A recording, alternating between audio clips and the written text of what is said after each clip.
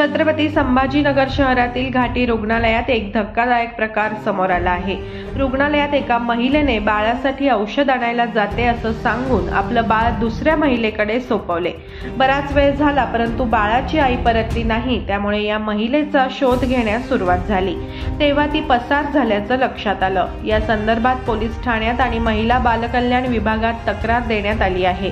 बाळ सुरक्षित असल्याची माहिती रुग्णालय प्रशासनाकडून सांगण्यात आली आहे। आता पोलीस बाळाला सोडून फरार झालेल्या आईचा शोध घेत आहे।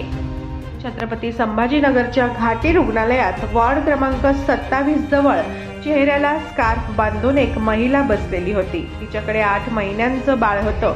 दरम्यान तिने शेजारील औषध आणण्याच्या बहाण्याने शेजारील महिलेकडे बाळ सोपवलं।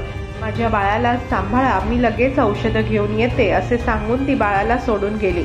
बराच वेळ झाल्यानंतरही ती परतली नाही, त्यामुळे संबंधित महिलेने इतरांच्या मदतीने वैद्यकीय अधीक्षक कार्यालय गाठलं आणि घडलेला सर्व प्रकार सांगितला।